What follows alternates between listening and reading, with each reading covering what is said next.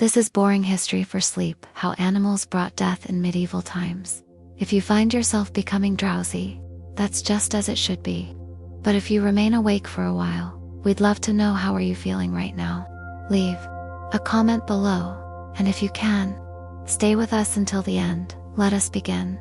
Long before microscopes and the idea of hygiene, humans shared every aspect of their daily lives with animals, not just the ones they farmed or rode, but also the ones they didn't invite, those who crept in the shadows, fluttered in rafters, nested in straw bedding, or swam unseen in the water they drank. These animals were not only part of the environment, they were part of the ecosystem of death. In the early medieval period, most people lived in rural communities. Cities did exist, places like Constantinople, Paris, or York, but the vast majority of people were peasants. They shared small, poorly ventilated homes with their animals: chickens under the bed, pigs in the courtyard, goats by the hearth. This was not strange, it was survival. Animals were warmth, income, and food. Yet in this closeness lurked a silent risk. Dung attracted flies. Rodents came for leftover grain. With them came fleas, ticks, mites. The world buzzed with life too small to see and too easy to ignore until it wasn. One of the most infamous killers in history, the bubonic plague, is thought to have originated in the East, likely in the dry grasslands of Central Asia, by fleas on black rats. These rats lived aboard trading ships, which moved slowly across the known world, bringing textiles, spices, and stories. They also brought fleas, and the fleas brought Yersinia pestis, a bacterium that would change Europe forever. But this is not the tale of a single outbreak. It is the slow unraveling of human assumptions about animals in the medieval period.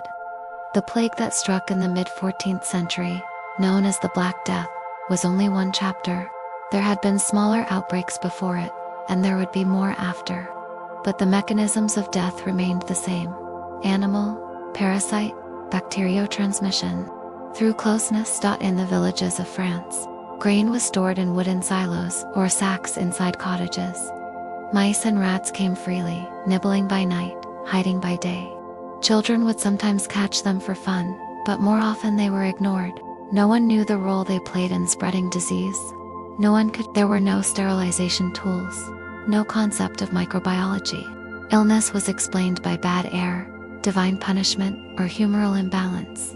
And yet the rats kept coming. In England, a peasant might rise before dawn, light the hearth, and step outside to feed the chickens.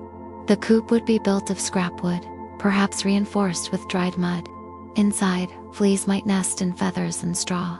The pigs nearby, wallowing in their pen, were swarmed with flies in the summer. No one bathed daily. Bathhouses were rare, expensive, and sometimes seen as morally suspect. Clothes were rarely washed. Bedding was straw, often reused, rarely replaced. In this stew of organic matter and living creatures, diseases moved freely. Yet, animals didn't only kill through parasites. Some killed with tooth and claw. Wolves were once common across much of Europe.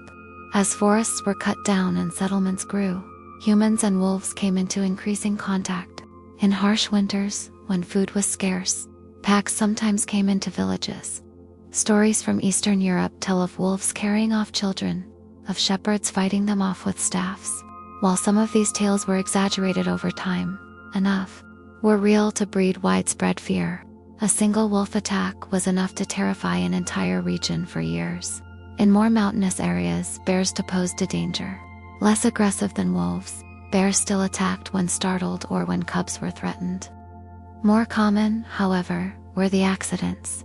A horse startled by a snake, a farmer trampled by his own ox, or a child kicked by a donkey. These injuries, without modern medicine, often turned fatal.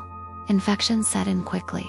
Tetanus, gangrene, or sepsis, deadly, all invisible. In the cities, animals took on a different role. There were no garbage collection services. Waste, both human and animal, was often tossed into the streets. Stray dogs and pigs roamed freely, eating scraps. The pigs in particular grew large and bold. In some cities, laws had to be passed to restrict their movement. In 1372, A document from Paris notes the death of a child mauled by a pig in the street. It was not an isolated event. Meanwhile, in the homes of the wealthy, exotic pets were sometimes kept: monkeys, birds, cats. Cats were especially complicated. In some places, they were valued for killing mice. In others, they were feared or even persecuted due to associations with witchcraft or paganism. In the 14th century, during times of religious upheaval, mass killings of cats were recorded. Ironically, this likely worsened the spread of plague, as the rodent population grew unchecked. Throughout all this, the church played a central role in shaping how animals were perceived. Some animals were seen as divine creations. Others were considered symbols of sin. Snakes, naturally, were viewed with suspicion, as were toads and bats. Owls were often thought to be harbingers of death. Dogs, depending on the breed and region, could be loyal protectors or dangerous strays. Each animal had a place in the symbolic order, but little in the way of real understanding. Waterborne illnesses were also deadly. Wells were often contaminated by runoff, especially when livestock were kept nearby. Cows, sheep, and goats produced vast quantities of waste, which seeped into the ground. Cholera, dysentery, and other diarrheal diseases were common. Again, no one understood the microbial cause. People simply got sick, and sometimes died. In the forests, deer and boar were hunted by nobles, but these animals too carried parasites. Ticks, in particular, were a risk, though their role in disease was not known. Wounds from hunts often became infected, and the hunters, proud and well-fed, were not immune to the same risks that plagued peasants. Thus, from the humblest flea to the majestic bear, from disease-bearing rats to attacking pigs, animals in the medieval world were constant companions. Beloved, often essential, and occasionally deadly. Even bees could kill, in rare allergic reactions. Swarms were dangerous when disturbed, and birds carried mites and lice, nesting in roofs, dropping feces into drinking water, scattering feathers into food stores. There was no refuge, really, not in the castle, nor the cottage. Death came on 4 legs, on wings, and bites and scratches, in unnoticed sips of dirty water, and in the absence of understanding. And so, the people of the Middle Ages, for all their wisdom and endurance, lived alongside an unseen threat when they would not understand for centuries. But the story does not end here. In our next section, we will go deeper into the pathways of disease, the movement of livestock, and the ways in which animals shaped not only death, but the very rhythms of medieval life. Across the vast patchwork of medieval Europe, life was dictated by the seasons, and with each shift in weather came a change in how people and animals moved. Spring brought new life and new dangers. In the warmth of March and April, livestock were driven from their winter enclosures and led out to pasture. Pigs were released to forage in the forest, munching on acorns and roots. Cows and sheep were herded toward common fields. And with this movement came new proximity, not only among animals, but among the people who tended them. Shepherds met in the fields, herds crossed paths, and diseases, silent and unobserved, passed between them all. Livestock markets were the great crossroads of rural life. Often held weekly or monthly, these gatherings were noisy, muddy affairs. Cattle lowed, geese honked, goats bleated, and traders argued. Animals changed hands quickly, bought for meat, for milk, for wool, or for labor. Yet each transaction brought more than profit. It brought risk. A sickly pig, showing no outward signs, might carry a disease into a new village. A chicken with mites could infest an entire coop. The markets, while essential, were unregulated and unsanitized. There were no veterinary inspections, no rules about quarantine, no concept of biosecurity. A farmer might carry an infection on his boots from one pen to another, or touch an animal's open wound and then his own. These small, unnoticed moments would sometimes spark something larger: an outbreak of a livestock plague, a rash of skin infections, or a mysterious illness that spread from animal to human. Foot-hand-mouth disease, for example, is a highly contagious virus that affects cloven-hoofed animals. Today, it is managed with careful control and vaccination. But in the Middle Ages, it was simply a mystery. A whole herd might begin limping, drooling, refusing to eat. Sometimes they died, sometimes they recovered, and sometimes, especially, if the infected animals were slaughtered and consumed, people became ill too. But the link was never clear. Illness was woven into life, persistent, confusing, and too common to track. Then there were the zoonotic diseases, those that crossed the barrier between animal and human. Anthrax, brucellosis, leptospirosis, names unknown to medieval people, but present in their world. These diseases lived in the soil, in animal hides, in milk and meat. A shepherd who cut his hand while shearing a sick sheep might fall ill within days. A woman who drank raw goat milk might suffer fever and aches for weeks. These were not dramatic deaths, but slow, grinding sicknesses, the kind that eroded strength and shortened life without ever drawing attention to themselves. In monasteries and estates, where large numbers of animals were kept, the risks multiplied. Monks who tended herds did so with dedication, but not with knowledge of infection. Pens were rarely cleaned. Bedding was reused. Water troughs were shared. In warm weather, flies buzzed over everything, landing on manure, then on food, then on human skin. They carried bacteria effortlessly, and no one knew to fear them. But it wasn't only the large animals that posed danger. The humble chicken, so common in village and town, was both a source of nourishment and of infection. Chickens attracted lice, fleas, and mites, all of which could migrate easily to humans. Their droppings contaminated floors and water sources. Their pecking and scratching stirred up dust that, when inhaled, sometimes caused respiratory problems. Children, especially those tasked with gathering eggs or feeding birds, were most vulnerable. A cut or scratch could become inflamed, and illness could follow, and always, the cause remained unknown. Goats and sheep, prized for their milk and wool, were often kept close to homes. Their proximity made them easy to manage, but also turned them into silent reservoirs of disease. Q fever, for instance, is a bacterial disease carried by sheep and goats. It can be spread through the air, through dust contaminated with birth fluids or waste. In a small cottage, where birthing pens might be set just outside the door, or even within the same building, the exposure was constant. Families grew ill together, and the sickness would pass, or it wouldn't. Seasonal movements also shaped disease patterns. In autumn, as harvests were completed and the days grew shorter, animals were brought back from pasture. They were penned tightly for the winter, fed on stored hay, and kept close to human living spaces for warmth. The concentration of animals, their waste, their parasites, and their pathogens created a perfect environment for disease to simmer through the cold months. Illness in winter was often blamed on cold air or punishment from God, but in truth, it often came from the animals lying just beyond the hearth. Cats, when present, were a mixed blessing. Valued for their rodent hunting skills, they kept grain stores somewhat safer from mice and rats. But cats themselves were not always clean. They carried fleas, sometimes the very fleas that could transmit plague, and their relationship with humans was complicated. In some regions and times, cats were treated well, even honored. In others, especially during religious panics or when plague struck, cats were killed en masse, believed to be agents of the devil. This, tragically, often made rodent problems worse, not better. The medieval worldview did not include the concept of natural cycles of disease. Illness was interpreted through religion, morality, and tradition. Animals that caused harm might be feared, but they were not often understood as vectors. Instead, people turned to charms, prayers, or herbal remedies. A child sick from drinking contaminated milk might be treated with sage tea. A shepherd with an infected wound might seek out a wise woman to prepare a poultice. Sometimes it worked. Sometimes it didn't. Single quotes.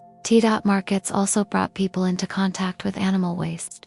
In larger towns, animal slaughter was often done near or even within the market itself. Blood, entrails, and offal were discarded into the streets or nearby rivers.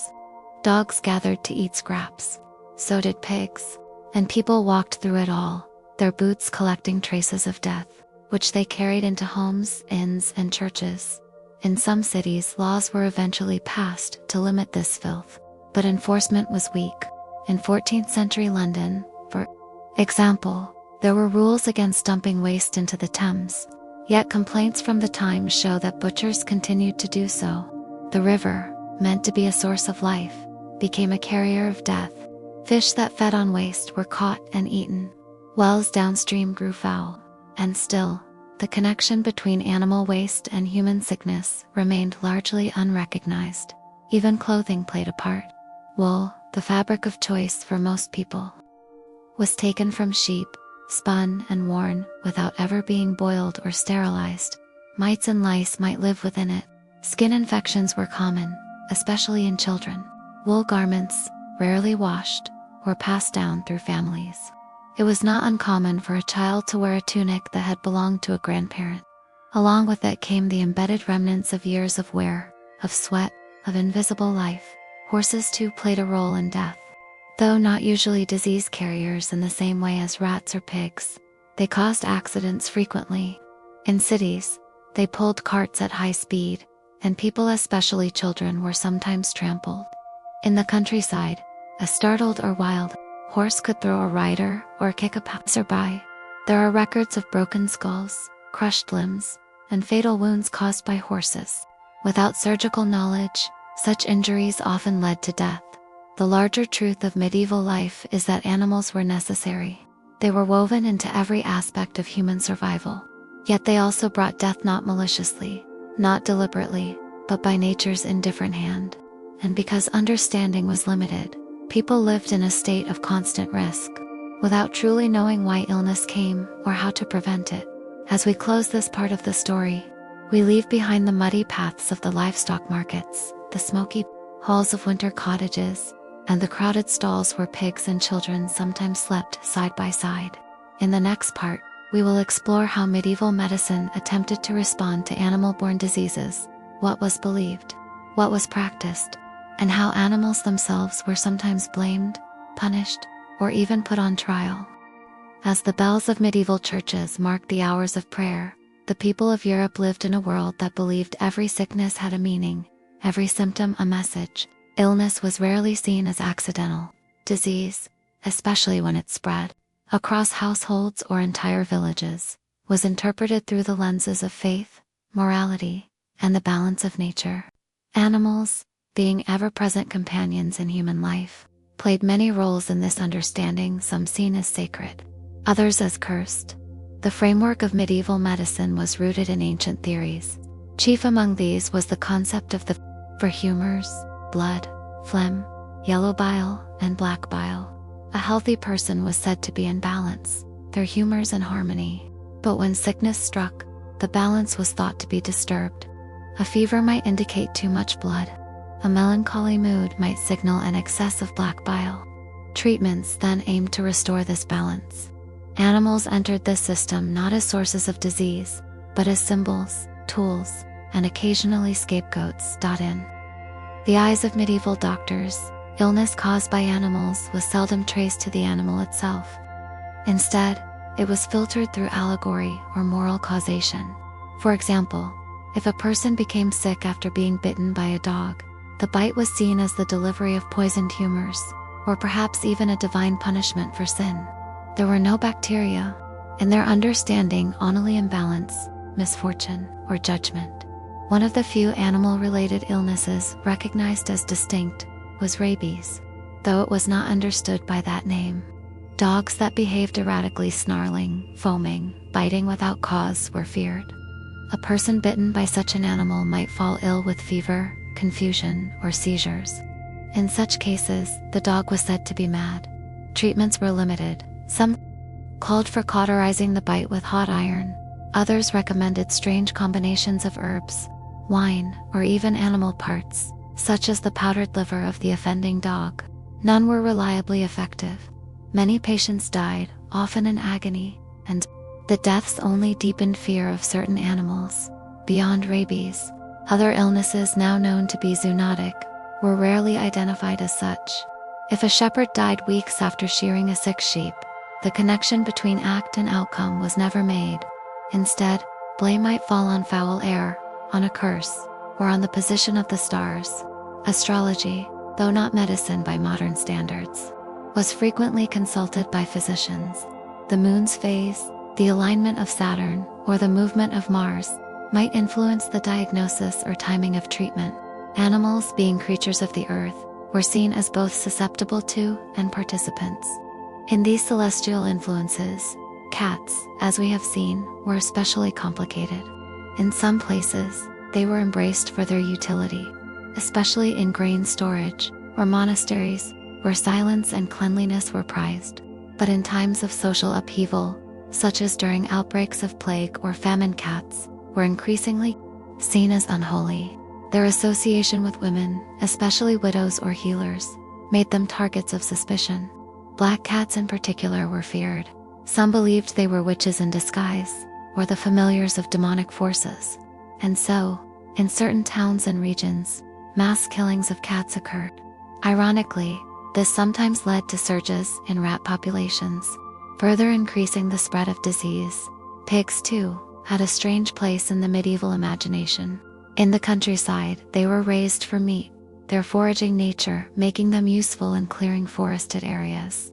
But in towns and cities, pigs were often allowed to roam freely, eating garbage and human waste.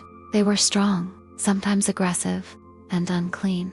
When a pig injured or killed a person, which happened more often than one might think, it was not merely considered an accident. Pigs were occasionally arrested, tried in court, and even executed. These animal trials, though rare, were real. They reflected a belief that animals could be moral agents, capable of sin and deserving of punishment. A pig that killed a child might be sentenced to death by hanging, and such an act would be carried out in public, with formal proceedings. The belief behind such actions was not only punitive but symbolic. Society demanded justice, even if the offender was an animal. These trials served to affirm the moral order, to suggest that all creatures, man and beast alike, were subject to divine law. In villages and towns, local healers and wise women often played a more practical role than university-trained physicians. Their knowledge was rooted in herbs, tradition, and observation. They understood that certain animal products could heal or harm. Honey was applied to wounds to prevent infection. Goose fat was rubbed on sore joints. Dried mouse, ground and mixed with oil, was sometimes used to treat earache. These remedies may seem strange now, but they reflected an attempt to harness the natural world, often through animals, for human health. At the same time, animals were used in ritualistic or magical ways. A rooster might be buried at a crossroads to ward off plague. The blood of a black dog might be used in a charm against fever. Toads, both feared and revered, were sometimes kept in pouches around the neck, believed to draw out poison from the body. These practices, half medicine and half superstition, were born of desperation. When children died from fevers, when entire families fell ill without cause, people turned to anything that might offer hope or explanation. Medical texts of the time often included elaborate diagrams linking animals to human illnesses. The bite of a snake was treated differently from that of a spider. The fat of a badger was thought to cure baldness. The ashes of a hedgehog, mixed with vinegar, were applied to warts. Such ideas were copied and recopied in monasteries, passed from region to region, often without testing or questioning. In this way, animal-based remedies became part of the medical canon, even as they provided little real protection. One of the most interesting aspects of medieval medicine was the use of animal symbolism in diagnosis. A patient who coughed like a dog or wheezed like a pig might be said to be suffering from the same disease that afflicted those animals. The natural behaviors of beasts were mapped onto the sick human body. Sometimes animals were brought to the patient's bedside, their presence thought to draw away the illness. A hen placed on a feverish child's chest might be believed to absorb the heat. A dog licking a wound was not seen as a risk, but as a helper in healing. Yet in all these practices, the true causes of disease remained hidden. It was not until much later, centuries later, that the connections between animals, germs, and human health would be fully understood. In the medieval period, these links were guessed at, interpreted through myth and religion, or missed entirely. People did what they could. They buried the dead, prayed for the living, punished the guilty, and treated the sick with the knowledge they had. But all the while, the true agents of disease. Fleas, bacteria, viruses, parasites moved silently through the world, carried on the backs and bellies of creatures great and small. And so, the people of the Middle Ages continued to live and die among their animals. Cows in the field, pigs in the streets, dogs at their side, rats in the grain, birds in the rafters. The air they breathed, the food they ate, the tools they used, every part of life was touched by animals. And when death came, it often came through them as well. In the next part of this story, we will explore how environmental change and human settlement patterns influenced the interaction between people and animals, how clearing forests, building towns, and changing agriculture opened new doors for disease to enter. Slowly, quietly, and with attention to detail, we will continue our journey into this forgotten chapter of history. You are safe, you are calm, and there is no need to rush. As the medieval centuries rolled onward, the quiet countryside began to shift. Fields once dotted with forest groves were cleared, acre by acre, to make way for more crops. Trees that had stood for generations were cut down, their wood turned into beams, fences, carts, and firewood. The underbrush, once dense with mushrooms, mosses, and creeping life, was trampled and plowed. The land was tamed, as much as it could be, by the growing ambition of humankind. But in doing so, people unknowingly stirred the balance of nature, and creatures once hidden in the wild began to move closer to human life. The forest, in medieval thought, was a place of mysteries, sometimes feared, sometimes romanticized. It was home to wolves, bears, boars, and all manner of unseen spirits. But it was also essential. The forest gave food, fuel, and freedom. Pigs foraged among the oaks. Deer and wild birds offered meat. Bees nested in hollow trees. Their honey, harvested carefully, people walked the narrow paths in search of herbs, bark, and berries. And yet, as villages expanded and manors claimed more territory, these forests began to vanish. With deforestation came a loss of habitat for wild animals. Displaced, they moved closer to fields, pastures, and settlements. This brought not only the animals themselves, but the creatures that lived on and inside them: fleas, ticks, lice, mites, and more. These tiny hitchhikers carried bacteria and viruses that would one day become known to science. But in the medieval world, they were invisible and unnamed. All that could be seen was the outcome: a sickness, a swelling, a fever, or a death.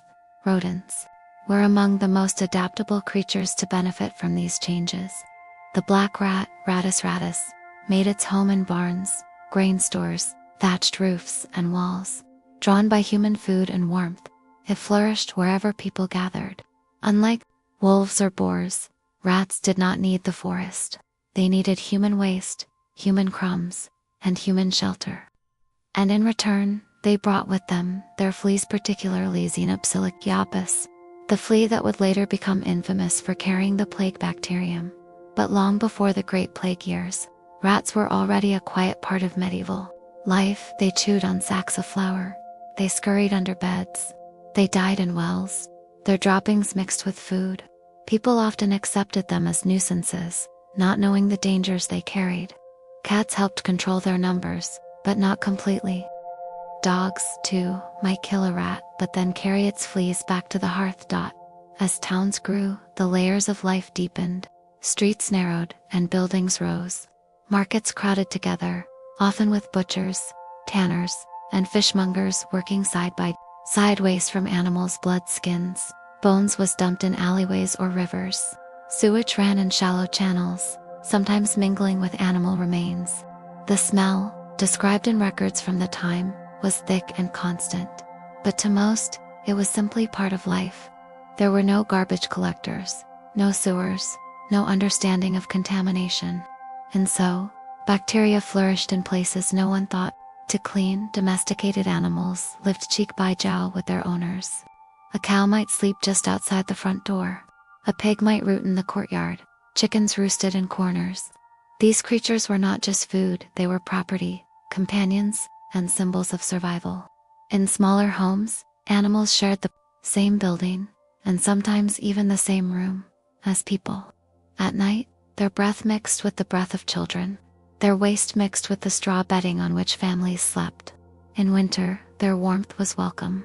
In spring, they gave birth close by, and with birth came fluids, placentas, and the invisible organisms within. One of the lesser-known realities of medieval life was the handling of animal births and deaths. There were no veterinary services. When a cow struggled to give birth, a farmer reached in with bare hands. When a piglet was stillborn, it was discarded, or sometimes eaten. Blood was spilled often, but not always washed away. Children watched these events and helped when needed. And so, from a young age, they were exposed to the fluids, waste, and bodies of animals without protection or knowledge of risk. In villages surrounded by farmland, wild animals still roamed. Foxes came at night to steal chickens, badgers dug under fences, birds carried mites and lice from place to place. Bats, nesting in rafters, were largely ignored. Their droppings fell where people slept, unnoticed in the dimness. Today, we know that bats can carry many viruses, some deadly to humans, but in the medieval world, they were merely shadows in the dark, sometimes feared as omens, but rarely connected to health. Even insects played a role in the silent exchange between animal and human.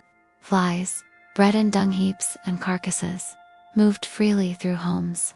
They landed on eyes, lips, wounds, and food. Mosquitoes, though less prominent in cooler regions, still bred in marshes and stagnant ditches, spreading fevers that went unnamed. Lice lived in clothing, infesting both the poor and the noble. Fleas jumped between hosts, and all of them, in their small, determined ways, helped diseases travel. With the loss of forest, the balance of predator and prey also changed. Fewer owls and foxes meant more rodents. More rodents meant more fleas. More fleas meant more contact with humans. And so, quietly, the web of life tightened around people, even as they tried to expand their control over nature. Deforestation, in seeking to create farmland and order, often resulted in new unintended forms of chaos. There were moments when people noticed. Chronicles speak of strange illnesses that appeared after large tracts of forest were cleared. Cattle that fell ill in new pastures, children who wasted away after animals were brought indoors. But these moments were recorded without explanation. No one thought to connect ecology with disease. The forest was either cursed or blessed. Its loss was either necessary or mourned. Sickness remained a mystery. The movement of animals also played a part. Trade routes carried sheep, goats, pigs, and cows between regions. Some were driven on foot for hundreds of miles, passing through towns and villages. Others were transported by boat or cart. Each step of the way, animals might shed parasites, drop waste, or die, and with them traveled disease. But because the effects often appeared days or weeks later, few linked them to the journey. Animal hides, especially, were a hidden risk. Tanned and processed into leather, hides were traded widely. If the animal had died of disease, traces might still remain. Those who worked with hide stanners and leather workers were often ill, their skin raw, their lungs troubled. Some suffered from what we now know as anthrax, but they called it simply a curse or an affliction of the trade. The effort to shape the land, to claim more space for agriculture and shelter, was understandable, but it came with a price. The more people moved into animal territory, the more their lives intertwined. And in this closeness, danger bloomed. Still, they continued. The forest receded, towns grew, rivers darkened, and life carried on. Marriage, labor, sickness, and death interwoven with the creatures beside them. In the next part, we will look at one of the most infamous intersections of animals and disease, the arrival of the Black Death. How rats and fleas played their part, how people responded, and how animals were both blamed and sacrificed in the desperate effort to survive. We will proceed slowly, softly, and with the patience that sleep invites. There is no need to wake. The story will be here when you are ready. The wind carried whispers across the land. In towns and hamlets, in cities with high walls and watchful towers, people began to speak of something terrible. They had no name for it at first, only fear. It started slowly, strange deaths in distant places, But soon the signs multiplied. A merchant failed to return. A priest was found dead in his chapel. A child developed black swellings under the arms. And then, in what felt like the blink of an age, the Black Death arrived. It is now known that the plague was caused by a bacterium, Yersinia pestis, a tiny organism, invisible to the medieval world. But the true agents of its spread were more familiar, more common, and yet no less dangerous. Rats, small and silent, lived wherever people stored grain. In their fur and nests, fleas lived and bred. One particular flea, Senopsilla chiapis, fed on the blood of infected rats. When the rat died, the flea, desperate for a new host, would leap to humans. The bite of a flea was no cause for alarm at first. But within days, the infected person would develop fever, chills, weakness, and the dreaded swellings, the groin, neck, or armpits. Death often followed soon after. In the 14th century, this sickness moved with terrifying speed. It traveled along trade routes, carried by ships from the east. These ships loaded with goods and grain, often harbored rats. When they docked, the rats disembarked, unknowingly bringing plague to the ports of Europe. From there, the disease spread inland, following roads and rivers, carts and footsteps. By 1347, it had reached Italy. In just a few years, it swept across the continent, but medieval people did not know this. To them, the plague was a punishment from God, or a poison in the air, or the result of bad stars. Some believed it was carried by corrupted winds. Others thought it was caused by the sinful behavior of townsfolk, or the influence of foreigners. Animals were not widely suspected at first, but as the deaths mounted, people began to search for something to blame, something visible. Cats were killed in great numbers, their presence linked to witchcraft and disease. Dogs, too, were sometimes culled, though they were more often tolerated. Pigs, being dirty and unruly, were watched with suspicion. Birds were sometimes viewed as messengers of illness. But the true carriers, the rats and fleas, went mostly unnoticed. Rats were everywhere, and fleas were simply part of life. No one saw them as the enemy. It is strange to consider that the animals who brought the plague were so familiar, so unremarkable. They did not howl or roar or strike from the shadows. They crept, crawled, fed, and bred, doing what animals do. And in doing so, they brought death to millions. Doctors of the time, limited in their understanding, offered a variety of treatments. Some advised bloodletting, others prescribed crushed emeralds, or a diet of onions and vinegar. People burned aromatic herbs, hoping to cleanse the air. The wealthy fled the cities, retreating to country estates. The poor, left behind, died in numbers too great to count. In cities, the dead were piled in carts and buried in mass graves. The smell of death hung over the streets.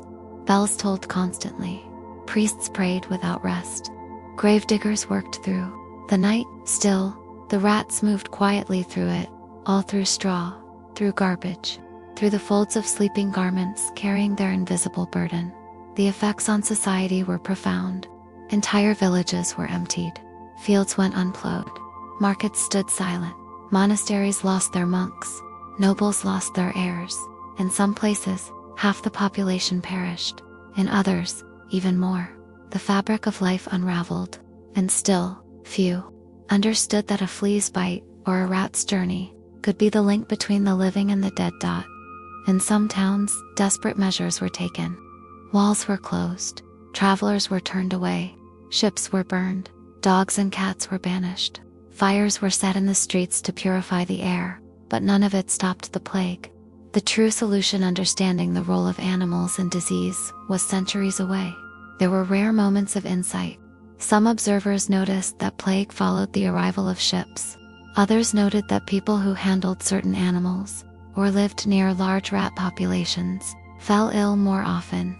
But without microscopes, without the germ theory of disease, these connections remained only observations, unexplained. And so, the animals continued their silent work.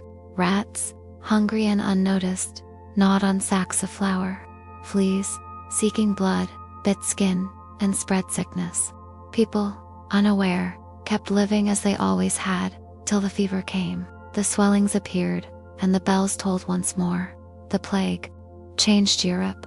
It shifted economies, altered class structures, and transformed the way people thought about life and death. But even after it passed, the knowledge of its true cause remained hidden. The animals were still there, still part of daily life: rats in the walls, fleas in the bedding, cats in the alley, birds on the rooftops. Life went on, as it always did, even in the shadow of loss. And so, the world moved forward, carrying with it the lessons not yet learned. The link between animals and human disease remained obscure, but the story was far from over. In the next part, we will journey beyond the plague years, exploring how people tried to prevent illness using animal-based remedies, protective charms, and symbolic rituals. We will look at how creatures continued to shape the beliefs and practices of medieval medicine, even when science lagged far behind. For now, let your thoughts drift. Let the sounds of history grow distant. You are warm, you are safe, and the story can wait. After the storm of the Black Death passed, it left behind a world changed. Fields lay fallow where no hands remained to till them.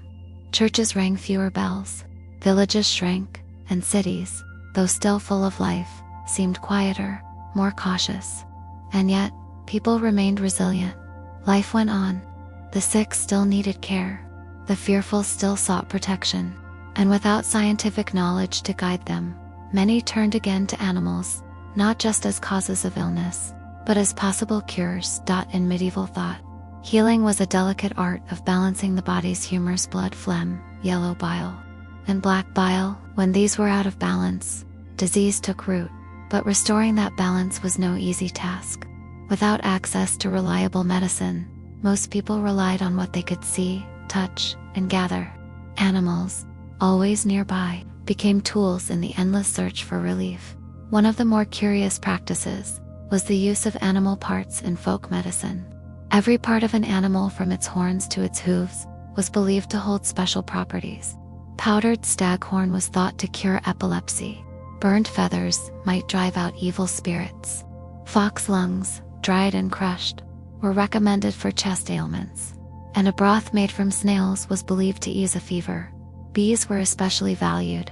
Their honey was praised not only as a sweetener, but also as a medicine. It was smeared on wounds to prevent infection, mixed with herbs to treat sore throats, and sometimes even used to preserve the bodies of the dead. The bees themselves were seen as holy, disciplined creatures. Killing a bee could be seen as a bad omen. And in times of illness, some would whisper their troubles into a hive, hoping the bees might carry their pain away.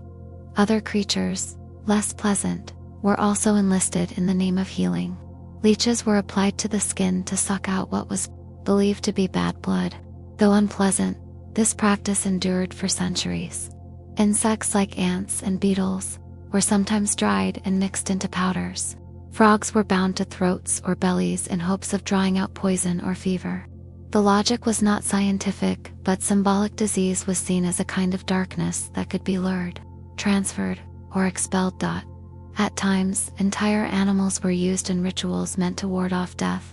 A black hen, for example, might be sacrificed at the doorstep of a plague-stricken house. Its death was thought to absorb the sickness. In some villages, a live toad was buried under a threshold or hung in a bag around the neck of a sick child, believed to draw out the illness and carry it away. Dogs were seen both as protectors and as sources of healing.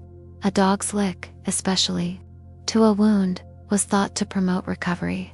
Certain breeds, like the greyhound, were valued for their purity and grace. In some monasteries, small lapdogs were kept for comfort, and their presence near the ill was seen as a blessing. Birds, too, played a role. Doves and pigeons were considered spiritually clean animals. In some healing rites, a pigeon was placed against the soles of a sick person's feet or the chest, then released. The hope was that the bird would fly off carrying the illness with it. If the bird died shortly after, it was believed the sickness had been successfully transferred. Even livestock were not spared. Ailing people sometimes slept near cows or sheep, believing that their warmth and breath could restore strength. In winter, when cold was a danger as much as disease, this closeness brought comfort in, perhaps, some truth in the warmth shared between living bodies. But not all beliefs were benign. Certain animals became symbols of evil and corruption. Bats were linked to witchcraft. Owls, with their eerie cries, were seen as omens of death. Cats, especially black ones, were thought to be the familiars of witches.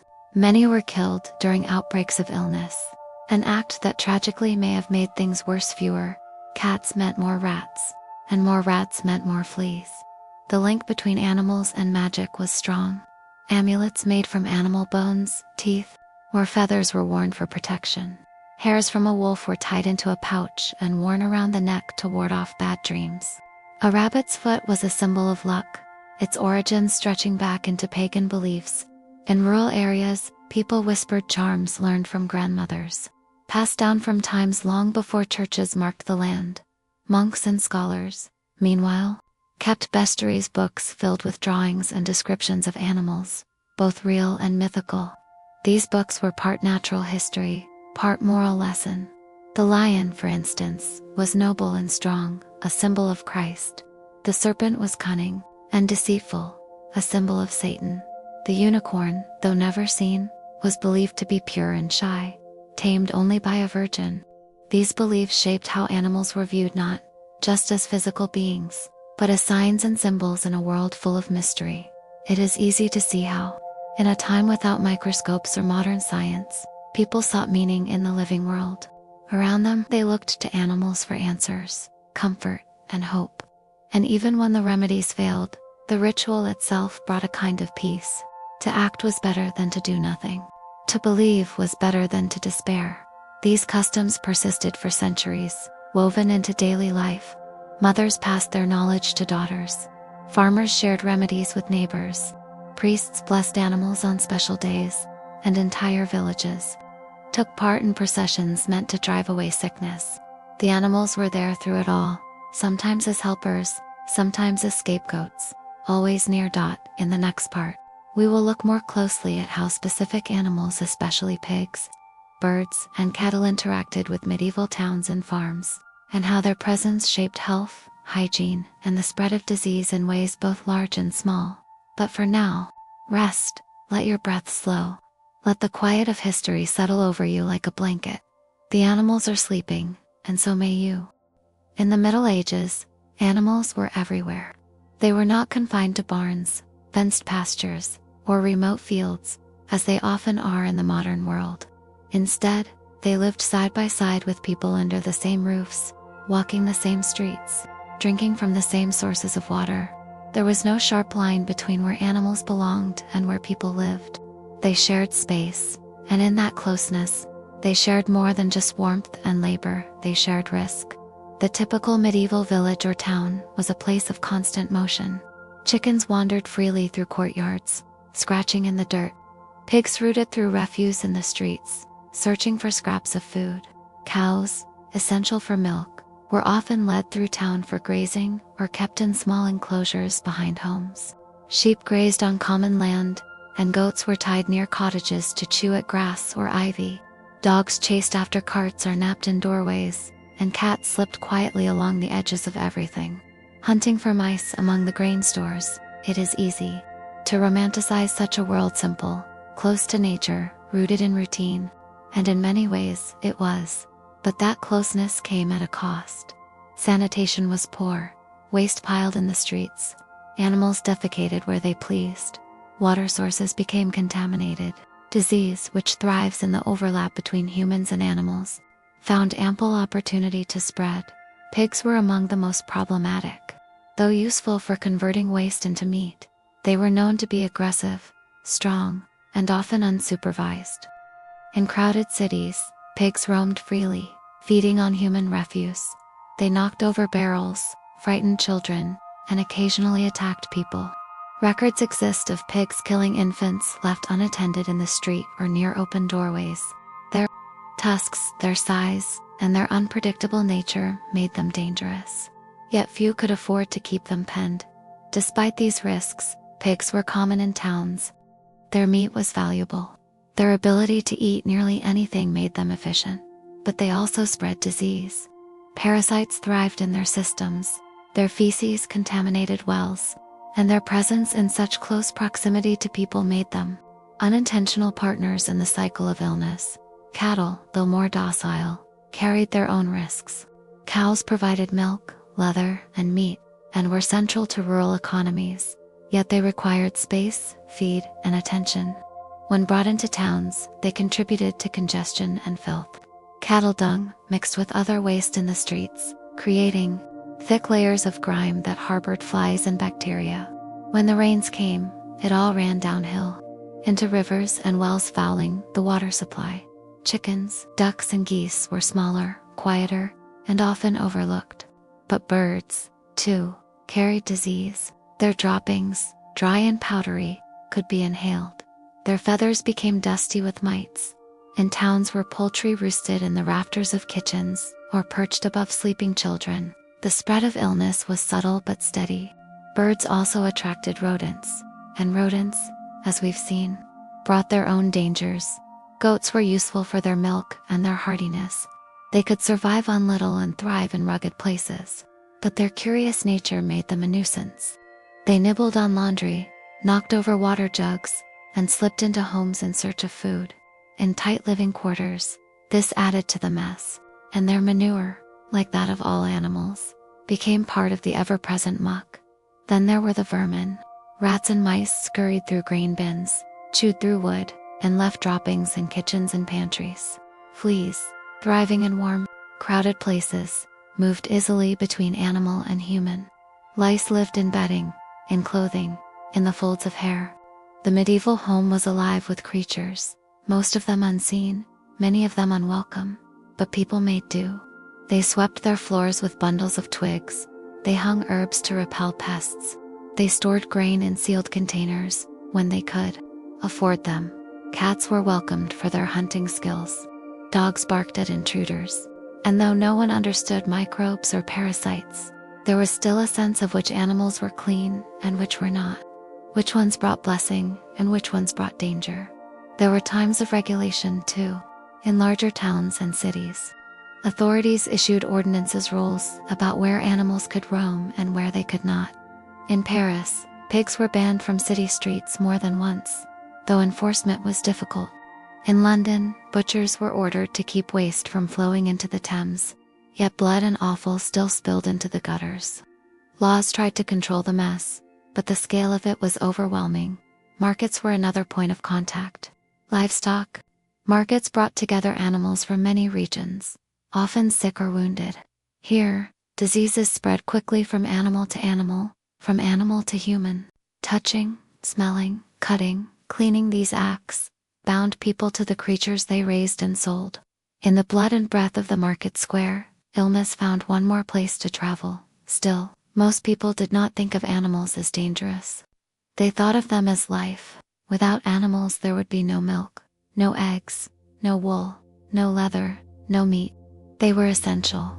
And when illness came, it was easier to blame sin, or air, or fate, things unseen and unknowable, than the very creatures that made life possible. So the animals stayed.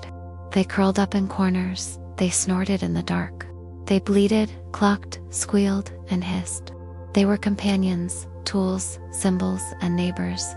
And in their presence, people lived and sometimes died, side by side. In the next part, we will examine how medieval warfare and traveling armies introduced new layers of danger through animals, especially horses, beasts of burden, and the mobile threats they carried across regions and kingdoms. But for now, the streets are still. The chickens are roosting, the cattle are quiet, the candle burns low, and the straw mattress is warm. Let the night settle, and let sleep find you gently. The sound of horses on dirt roads, the clatter of armor, and the distant call of horns marked the passage of medieval armies through town and countryside. War in the Middle Ages was not a sudden event. It moved slowly, deliberately, with carts, footmen, and mounted knights forming long columns that stretched across the landscape. And as they traveled, they did not go alone. Alongside the men came animals, horses, mules, oxen, dogs, and more, each with a role to play, and each carrying with them the quiet burden of disease. The medieval warhorse was a creature of legend, called destriers, coursers, or rounceys. Depending on size and purpose, these animals were trained for battle, bred for strength, and prized for their loyalty and power. But horses, like all animals, could fall ill. On long campaigns, they were exposed to exhaustion, poor feed, dirty water, and overcrowding. Fleas and ticks thrived in the straw of traveling stables. Wounds went untreated. Infections spread. And as horses weakened, they became not just useless but dangerous to those who depended on them. Where horses gathered in great numbers, disease followed. Their droppings, left along roads and in campgrounds, contributed to the already unhygienic conditions of army life. Combined with the refuse of human soldiers, the filth of war camps became breeding grounds for sickness.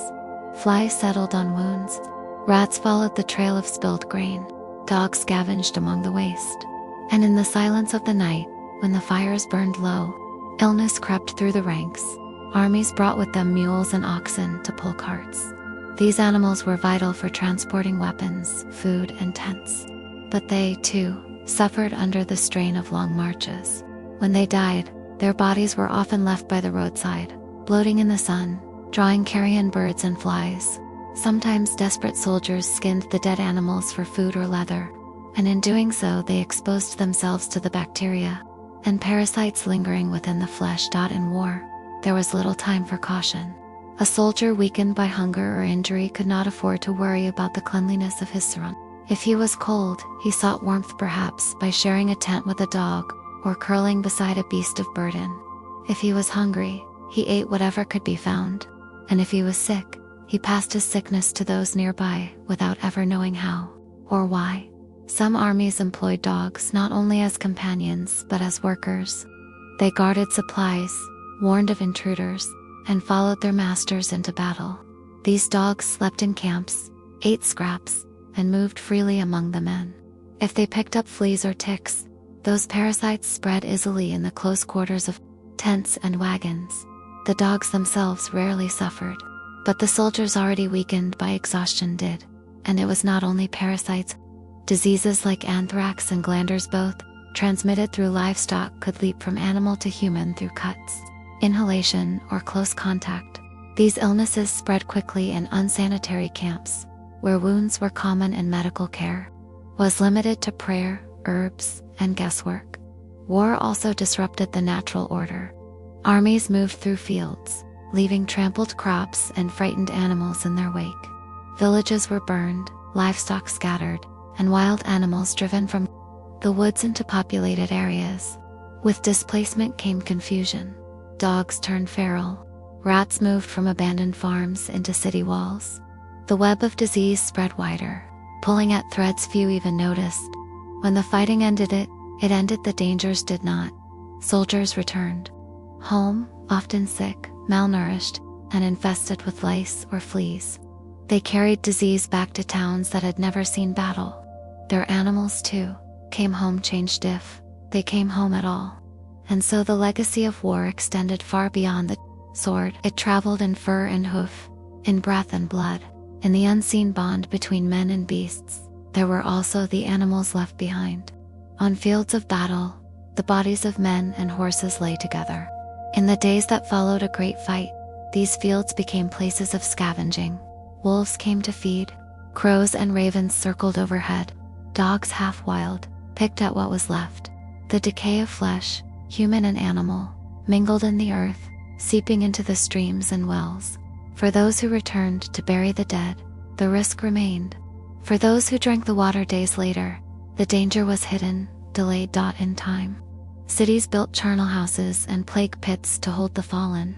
But in smaller battles, or in the far corners of campaigns, the dead human and animal alike were often left where they fell. The weather and the earth took them, but not before disease had its chance to move on.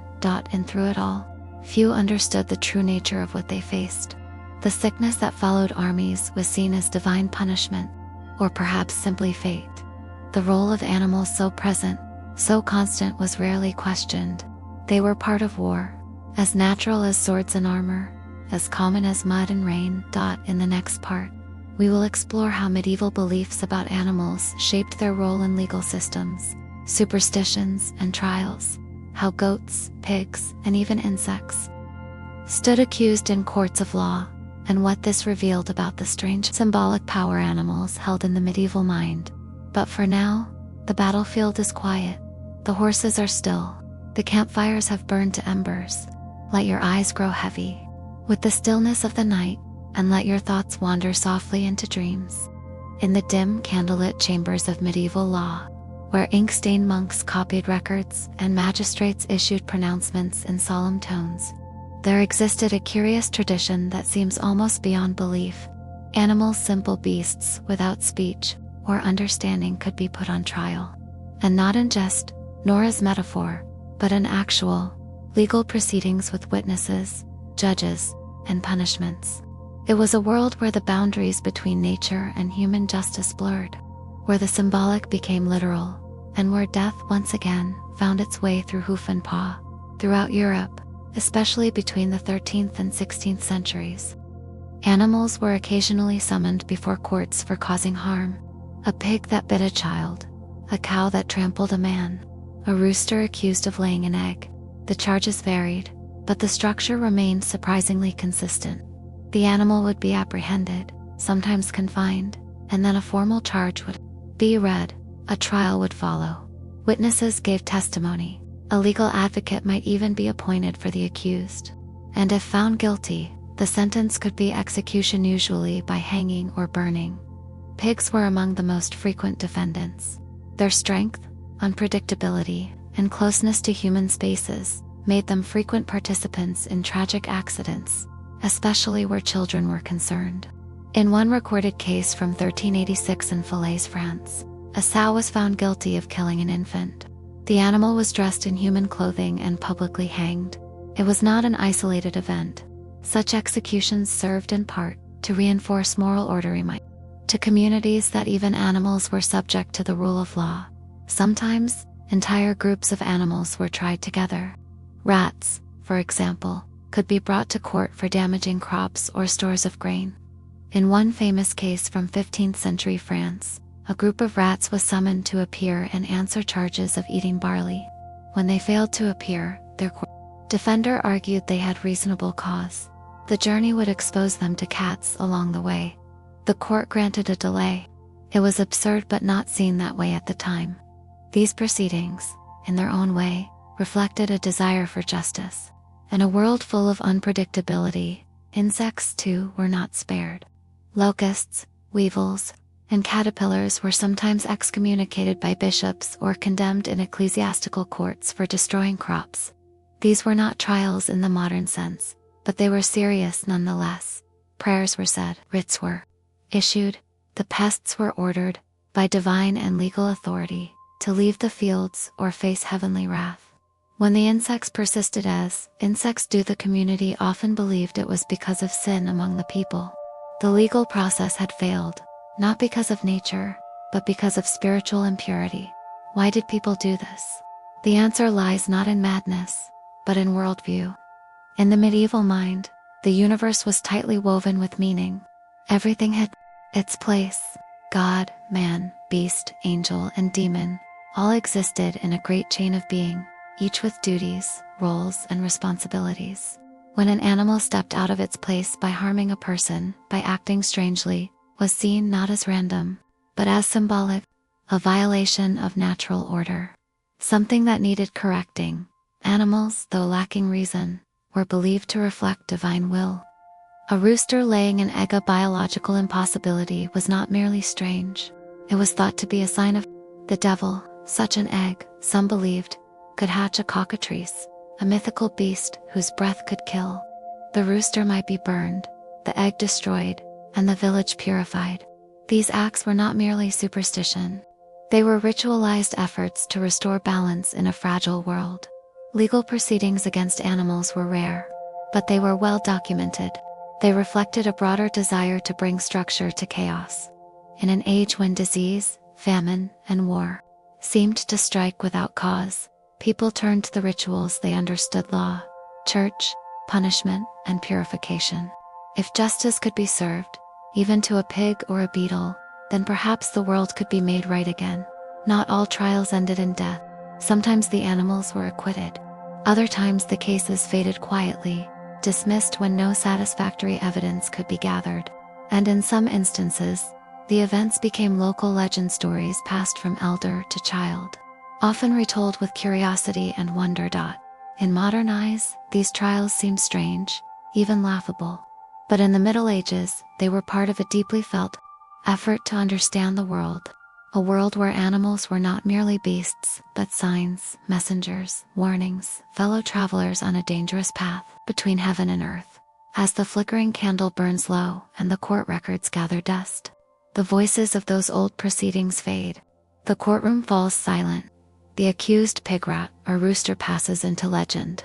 And with that silence comes stillness. In the next part, we will turn to the animals that roamed beyond the boundaries of the village, the wolves, bears, and wild dogs of the forest sand, how fear of these creatures shaped medieval settlement, travel, and myth. But for now, rest. The court is adjourned, the night is calm. Let your breath deepen, and let the weight of the day soften beneath the quiet stories of a world long past. Beyond the gates of the village, beyond the farmland and hedgerows, there stretched a world that was not ruled by man. The forest, deep, wide, and unending. In the Middle Ages, it was not a place of leisure or adventure. It was a boundary between the known and the unknown. Within its shade, lived beasts that most people never saw, but always feared. And in that fear, legends grew. Death sometimes followed. The most feared among these wild creatures was the wolf. Across Europe, wolves were symbols of menace, cunning, and cold hunger.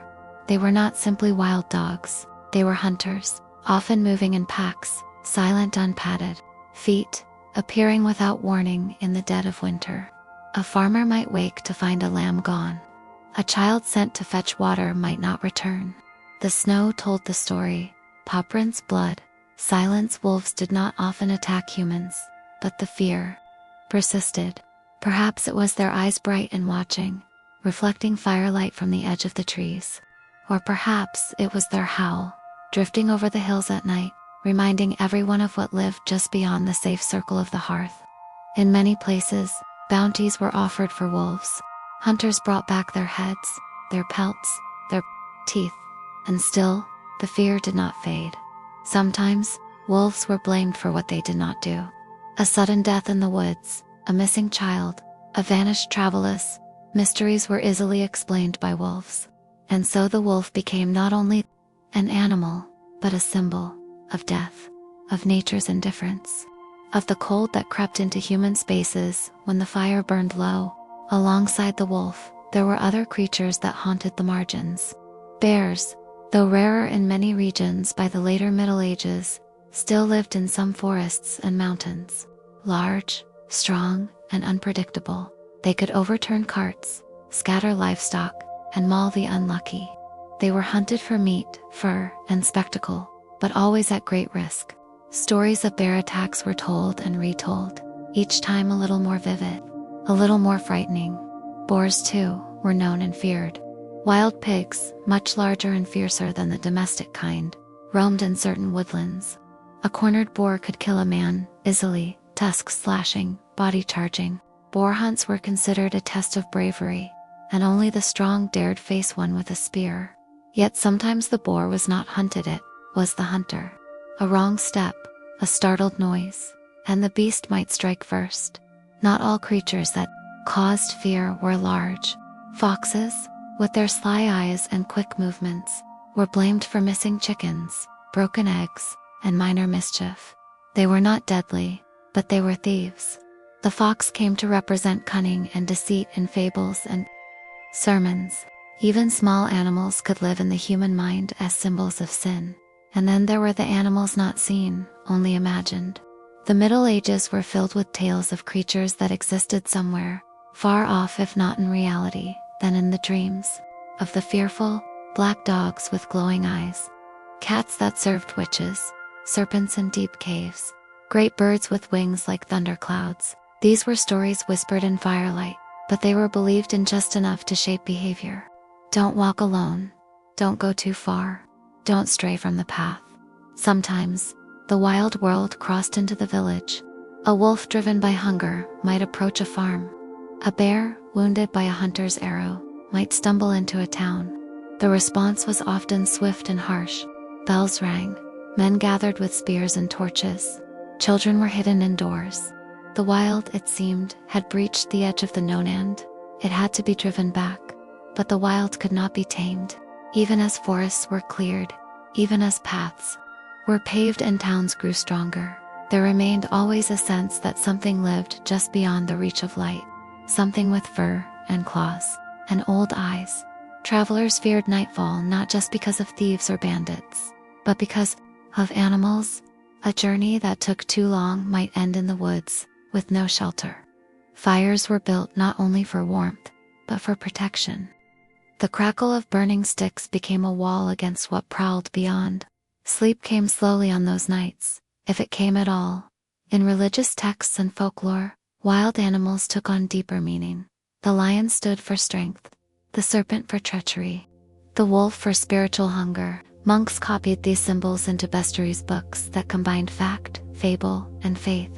A real animal might be described with accuracy, followed by a story about its moral lesson. A hedgehog rolling on apples to carry them home. A pelican piercing its breast to feed its young with its own blood. Stories of life, death, and sacrifice woven from fur and feather. It is easy now to look back and smile at the fear of such creatures. But for the people of the Middle Ages, these animals were not myths. They were a part of the landscape, the soundscape, the nightmares, and the stories. Death, in the form of animal, tooth, or claw, was never far from daily life. It lurked in the shadows of the trees. It howled when the wind blew. It waited. In the next part, we will look at animals in times of famine and desperation, how hunger changed the way people viewed, used, and consumed the creatures around them, and how those choices brought new risks to health and to life. But for now, the woods are still, the fire is low, the wolf is far off, and your breath is steady. Let sleep find you gently, as it always has, under the quiet watch of the stars. There were years in the Middle Ages when the earth gave little, and what it gave was not enough. The crops failed, the rain came too long or not at all. The winds turned harsh, and the sun did not warm the soil. People watched their grain empty. They ground bark and acorns into powder, stretched stale bread thinner and thinner, and when even that was gone, they looked to the animals around them not with care or familiarity, but with a hunger born of fear in times of famine. Livestock once kept for wool or milk became something more, a final meal. Cows, sheep, goats, animals with names and temperaments were slaughtered, not in celebration, but in sorrow. They had value beyond meat, but hunger stripped such calculations away. A family might kill their last goat, knowing it meant no more milk tomorrow. Yet tomorrow was uncertain. Today's hunger was real, and not all animals consumed during famine were those meant to be eaten. Dogs, cats, rats, and even carrion birds were not spared in desperate times. The idea of eating such creatures might seem revolting today, but for a starving peasant or beggar, revulsion was a luxury. Hunger dulls hesitation. Meat is meat when your belly is but this desperation carried consequences. Many of these animals carried diseases that thrived in the unsanitary conditions of famine. Rats, for instance, often hosted fleas, carrying plague. Eating improperly cooked rat meat, or handling infected animals, brought disease into households. Already weakened by starvation, dogs half wild and roaming in packs could transmit rabies through bites, an illness both terrifying and incurable. Even animals that seemed safe could pose dangers. Eating spoiled meat because there was no salt for preservation or no fire for proper cooking led to sickness. People vomited, shook with fever, and some died not of hunger, but of what they had eaten to fight it. Poisonous plants fed to livestock could pass into their flesh. Parasites hidden in the muscle of undercooked pigs entered the human body and made homes in blood and brain. In cities where famine struck just as hard, people scavenged markets for scraps, bones, and spoiled leftovers. Butchers were pressured to slaughter more animals to make more meat available. In the rush, sick animals were sometimes passed off as healthy. Inspectors, if they existed at all, could not keep pace. The poor bought what they could afford, which was often the most dangerous. Sometimes hunger made people dig deeper into forests and marshes, searching for edible creatures. Frogs, lizards, hedgehogs, and snails became part of the famine diet. Some were harmless, others were not. Some creatures, like toads, carried toxins that could cause severe reactions. Identifying which animals were safe to eat became a matter of word-of-mouth trial and error, sometimes with deadly consequences. Religious leaders of the time sometimes interpreted famine as divine punishment. Hunger, they said, was a trial of faith. Eating forbidden animals like dogs or animals associated with sin was seen as a spiritual failing. Confession might be required or penance given. But in the cold of a dying winter, theology was no match for an empty stomach. People did what they had to. Regret could come later. Among the most heartbreaking consequences of famine was the loss of trust between people and the animals they depended on. A family that once saw a pig as a household companion, trainable, even affectionate, and in some places, entire herds vanished, either eaten or sold off in desperation. And when the famine passed, those communities struggled to rebuild. Livestock takes time to raise. Farmers found their fields empty, their barns hollow, their pastures silent. Recovery was not just about planting new crops. It was about regrowing the relationships between people and the animals that had once helped them live. And yet, in time they did. New lambs were born. New calves suckled from their mothers. The sound of hooves returned to the roads. People remembered the famine, but they also remembered what it meant to survive it, not with pride, but with a quiet ache that never quite faded. The medieval world was fragile. Whether war, pestilence, and poor harvests could unravel life in a season. In those fragile times, animals were both salvation and risk. They could feed you, heal you, protect you, or infect you, kill you, and bury you in silence. There was no certainty, only hope and hunger. In the next part, we will explore how animals were used in medieval medicine, how their blood, bones, fat, and even their breath were believed to heal, and how such practices sometimes helped, sometimes harmed, and often mystified those who used them. But for now, the fire has dimmed, the fields are quiet, the hunger has passed, if only for tonight. Let sleep carry you softly, as gently as wool on skin, as light as breath in cold air. In the quiet halls of medieval monasteries and the smoky homes of village healers, animals played a role not only in meals or labor, but in healing. The sick, the wounded, the desperate, when they came seeking help, they found medicine woven from flesh, fur, feather, and bone. It was a world where health was fragile, and cures came wrapped in the body of a beast. Medicine in the Middle Ages was shaped by ancient texts, religious beliefs, and observations passed down through generations.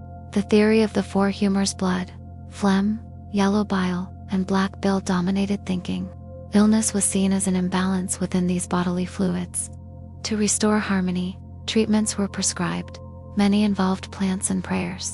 But animals too were seen as sources of healing power. The fat of bears, boiled slowly and mixed with herbs, was believed to soothe aching joints. The lard of pigs was used as a base for salves. Goose grease was warmed and rubbed into the chests of coughing children. Even more exotic were the applications of powdered antlers, burnt snakes, dried toads, and crushed beetles. Each substance was assigned meaning. Each had its place in the slow catalogue of attempted cures. A common belief held that certain animals could transfer illness from the human body into themselves. A rooster placed beside a feverish child might absorb the sickness. If the bird died, it was taken as proof that the remedy had worked. Similarly, leeches were placed on swollen limbs and infected wounds to draw out bad blood. Though unsettling, this practice sometimes helped, as leeches reduced swelling and removed infected fluid. Dog saliva, believed to have cleansing properties, was sometimes used in the treatment of wounds. A dog licking an open sore was not discouraged. The animal's attention was seen not only as natural behavior, but as beneficial. Of course, this was risky. Infections, bacteria, and parasites lived in the mouths of animals, and such treatments could worsen rather than heal. In rural areas, hedgehogs were hunted not only for meat but for their organs. which were dried and powdered for use in treating urinary ailments. Fox lungs were believed to help with asthma. The bile of a hare was crushed into tonic for eye infections. The logic was often symbolic. A swift animal might lend speed to recovery. A sharp-eyed creature might strengthen vision. The qualities of the beast, real or imagined, were thought to pass into the patient. Some cures were stranger still. In times of plague or unknown fevers, dried dung from specific animals was burned or boiled and inhaled as a form of protection. The stench was thought to drive away evil spirits or poisonous airs. Fumigation was more about purification of space than of body. In hindsight, such practices may have done more harm than good. Cats held a strange place in this world. Associated with both healing and danger, their fur was sometimes used in poultices for chill and dampness. But if a person grew too ill or their behavior too strange, a cat might be blamed not for failing to help, but for causing the sickness. Cats were thought to have ties to witchcraft, and in some villages, sick rooms were swept for signs of their presence, not to welcome them, but to banish them. Birds were seen as indicators of health. A bird that refused to sing might warn of disease. The liver of a goose, examined carefully, was believed by some to reveal the state of a person's internal organs, much like reading tea leaves or clouds. It was not science. It was symbolism, born of centuries of trial, error, and desperation. Yet not all animal-based remedies were foolish. Honey, made by bees, was widely used to clean wounds. Its mild antibacterial properties made it genuinely helpful. Beeswax was also used in ointments, and remains a base for many modern salves. Goat's milk soothed sore throats. Fish oils, gathered and stored in clay pots, were rubbed into skin for dryness or cracked lips. Some treatments worked not because of magic, but because of simple, natural properties that medieval healers had come to understand through careful observation. Still, risks were many. Using animal parts required careful handling. If meat or fat spoiled, or if the animal had been diseased, the cure could become the cause of further sickness. There were no microscopes, no understanding of bacteria or viruses. Sickness was a mystery. Healing was a gamble. In times of epidemic, such as the Black Death, animal-based remedies exploded in popularity. People bought powdered snakeskin, dried frog hearts, and even ground unicorn horn, though the last was usually narwhal tusk, sold at a high price.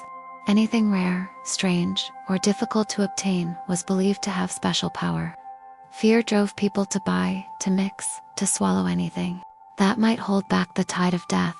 And so the animals suffered too. Hunted not only for food or protection, but for medicine. Their bones ground to powder, their skins boiled, their organs dried and labeled in wooden drawers. They became part of the long human attempt to survive, to make sense of pain, to find relief in a world filled with illness. And yet, despite all these efforts, death came often, quietly or violently, in sleep or in fever, surrounded by herbs and feathers, or alone in the cold. The animal cures sometimes worked. Often they did not, but people kept trying. Hope, like breath, refused to leave. In the next part, we will step into the symbolic world of animals, in medieval dreams and superstitions, how creatures, both real and imagined, filled the minds of those who slept restlessly under wooden beams and thatched roofs, haunted by hooves and wings and distant howls. But for now, let your breath fall soft and slow. The pain has eased. The candle has burned low. The night wraps around you, quiet as fur. Rest now. When night fell in the Middle Ages, it fell heavy. There were no electric lights, no humming appliances, no neon signs to chase away the dark. Instead, there was silence and shadow, the glow of a hearth, the flicker of a candle. And within that dark, the mind wandered. Dreams arrived, slow and strange, filled with images of things remembered and things only half understood. And in many of those dreams, there were animals. To the medieval sleeper, animals in dreams were never random. They were signs. The bear might appear to warn of violence, the owl to whisper of death. The snake, twisting silently through a dream, brought warnings of betrayal or sometimes wisdom. The meanings shifted depending on who dreamt them and where the dream took place. Monks wrote down their dreams. So did nobles and mystics. Many believed that dreams were messages from God, from the devil, or from the soul itself. Books called dream manuals were passed from hand to hand. These guides attempted to explain what each animal might mean. A black dog could signify loneliness or madness. A white horse might stand for triumph. A lion could mean strength or the presence of a king. Dreams were studied not for comfort, but for guidance. What should be done? What should be feared? What needed to be confessed before it was too late? But not all dreams were symbolic. Some were shaped by hunger, illness, or fear. A feverish mind might fill with images of rats crawling over a bed, of wolves at the window, of cats speaking in human tongues. These were not messages. They were echoes of stress, of disease, of cold and cough and deep uncertainty. Still, even such chaotic dreams were taken seriously. A priest might be summoned, holy water sprinkled, a candle lit at the foot of the bed, to push back whatever darkness the dream had stirred. In villages, people shared their dreams in the morning, especially if they involved animals. I saw 3 crows, someone might say, and they flew over the church. The listener might frown and nod. Crows, after all, were birds of death. To dream of them was to receive a warning. Best to stay home that day, best to pray. A shepherd who dreamed of a wolf might count his flock twice the next morning. A mother who dreamed of a snake in her baby's cradle might clutch her child tighter, wrap it warmer. Some believed that certain animals could cross into dreams from beyond. These were not creatures of flesh, but of spirit. Ghostly hounds that ran across moors in the dead of night. Great cats with glowing eyes that watched from rooftops. Birds that sang no songs, only single notes of warning. These beings were part folklore, part fear. To dream of them was to dream of the world that sat just beyond the reach of understanding. It was also believed that witches could send animals into people's dreams. Familiars, creatures bound to a witch, might sneak into the sleeping mind, whispering lies or stirring nightmares. A toad might sit upon the chest. A rat might crawl across the skin. These dream creatures did not wake the sleeper, but left them cold in the morning, confused and weary. Such stories were shared in hushed voices, especially during times of panic or plague, when scapegoats were sought and witches blamed. Monks and priests had their own visions, shaped by years of prayer and solitude. They wrote of animals with golden wings, of serpents with crowns, of lambs that spoke scripture. These were not dreams born of fear, but of longing for clarity, for faith, for meaning. In such visions, the world was not merely dangerous, it was vast, mysterious, and full of signs. And so, across the medieval world, people dreamt of animals. Not just because they lived close to them, though they did, but because animals lived inside the human imagination. They were symbols of life, of death, of good and evil, of struggle and survival. To dream of them was to reflect the deepest worries and the highest hopes of the sleeping mind. There were also dreams of comfort. A dream of a gentle lamb might mean peace was coming. A deer in a quiet forest could speak of forgiveness. A bird perched on one's shoulder might signal news, or reunion with someone thought lost. These dreams were cherished, remembered, shared in morning light with soft voices and slow smiles.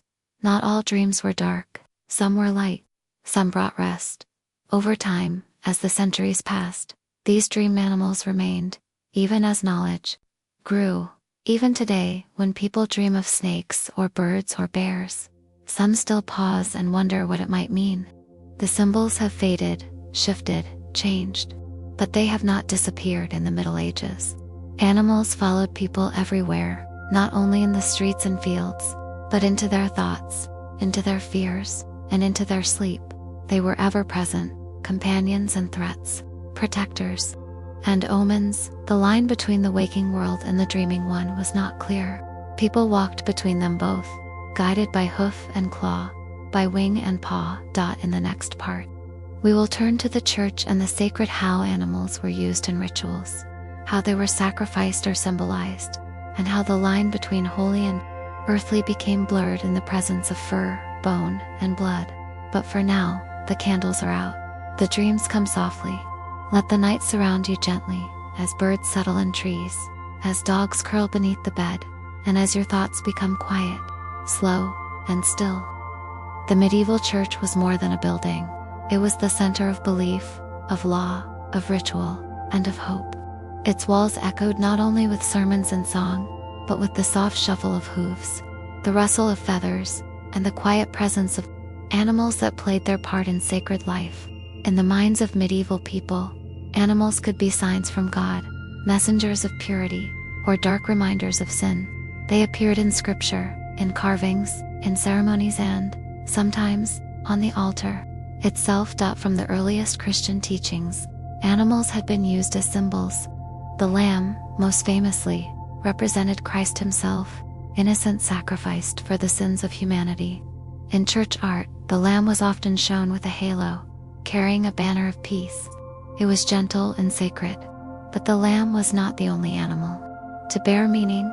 The lion stood for strength and resurrection, the dove for the Holy Spirit, the serpent, twisted and silent, for temptation and fall. Churches filled their windows and columns with carvings of beasts, some known, some imagined. On the stone arches above worshippers' heads, dragons curled beside deer, and monkeys peered from hidden corners. These were not decorations alone, they were lessons, visual sermons. Each animal held meaning, drawn from bestiaries books that explained the world through the behavior of beasts. A pelican, it was said, struck its breast to feed its young, with its own blood, just as Christ had given his life. A phoenix rose from its own ashes, just as the soul would rise from death. Animals were not merely symbols, they were also present in the rituals themselves. At certain holy times, livestock were blessed, horses were led to churches to be protected from disease. Sheep were sprinkled with holy water. Bees were kept by monks for their honey and wax, but also admired for their mysterious order, seen as a sign of divine harmony. Even cats, so often feared, were welcomed in some monasteries for their silent companionship and their skill in keeping sacred libraries free from mice, but not all. Rituals were gentle. In some rural communities, animals were sacrificed quietly, in the shadows of formal religion. Old customs lingered. A rooster's blood might be poured at the edge of a field for a good harvest. A goat might be offered in secret, its body buried to protect a village from sickness. These acts, though frowned upon by the church, continued, blending pagan traditions with Christian fears. People wanted to protect their homes. They used what they knew. The church, for its part, also used animals in acts of penance and punishment. In rare cases, animals were placed on trial. A pig that killed a child might be arrested, brought before a judge, and executed by hanging or burning. These events, strange by modern standards, were rooted in a belief that animals, like people, could act with intention and could be judged. These trials were public. They reminded people of order, of sin, of consequences. In other ceremonies, animals were participants. At Easter, churches might include a procession with a live lamb. On St. Francis's feast day, creatures of all kinds were brought forward to be blessed: birds in cages, dogs on leashes, oxen with flowers on their horns. St. Francis, who spoke of Brother Wolf and Sister Sparrow, had reminded the faithful that animals, too, were God's creations. In the quiet hours of monastic life, monks recorded the behavior of animals, as if copying scripture. The migration of birds, the birth of lambs, the way bees returned to the same hive. They believed that in watching animals, one might understand something more about God's design. And so, within abbey gardens and cloisters, animals walked beside men in robes, sharing space, if not language. Yet even in sacred spaces, danger lingered. Cats might be accused of demonic behavior if seen during illness or death. Toads, feared for their poison, were sometimes thought to be witches' servants. Owls, whose calls were heard at night, were associated with bad luck. And bats, fluttering through church towers, were seen as unclean. Superstition crept even into holy places, shaping how people saw the animals around them. In illuminated manuscripts, books copied by hand animals were drawn in the margins, playing strange games or acting like people. Some scholars believed these creatures were metaphors, warnings, or jokes. Others saw them as reminders that even in sacred texts, the world of animals could not be forgotten. They were everywhere, in body, in thought, in soul. The medieval mind did not separate faith from nature. The world was one whole. A calf born at midnight might be a miracle or a curse. A raven landing on a cross might mean death or deliverance. Meaning came not only from scripture, but from what was seen, touched, and feared. Animals stood at the edge of that understanding, familiar, yet unknowable, useful, yet dangerous, blessed, yet feared. In the next part, we will descend into the colder realm of the battlefield and the siege where animals became weapons, shields, transport, and casualties of war. We will walk among horses in armor, pigs set alight, and dogs trained for violence. But for now, let the sacred hush remain. Let the old stone walls of the church hold the silence. Let the soft breath of beasts echo in the dark, gentle as prayer. War in the Middle Ages was rarely sudden. It moved slowly like a storm gathering over a far-off hill. Armies took time to form, sieges took weeks, even months. And animals were always close at hand. They carried soldiers, pulled carts, guarded camps, and sometimes tragically, were turned into weapons themselves. In the long, grinding pace of war, animals both sustained and suffered. The most obvious companion of the medieval knight was the horse. Not just any horse, but the war horse, a large, muscular steed trained to charge, trample, and obey through the din of battle. These horses were as valuable as armor, often more. They were fed better than peasants, brushed daily, and fitted with their own armor.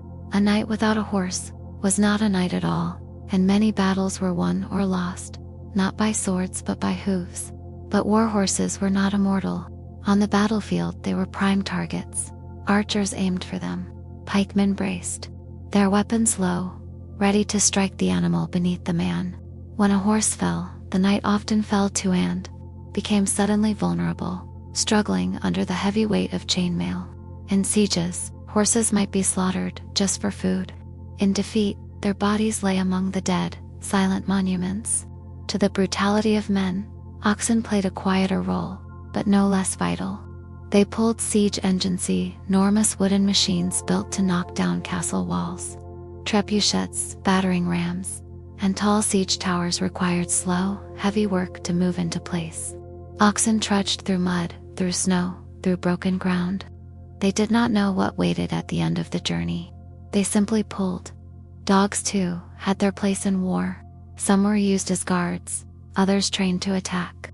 In certain campaigns, large breeds like mastiffs were armored and sent charging into enemy ranks. In others, dogs were used to track soldiers through woods or over mountains. They served loyally, even when abandoned. Some slept beside soldiers in the cold, giving warmth with their bodies. Others died beneath arrows. Still trying to protect the humans they followed, pigeons were used to carry messages swift, silent, and able to travel above the chaos below. Tied with tiny notes, these birds flew between castles and towns, keeping lines of communication open. A pigeon could mean the difference between reinforcement and defeat, but they were also hunted. If spotted, archers might try to shoot them down, knowing that within their feathers was a scrap of vital knowledge. In siege warfare, cruelty grew sharper.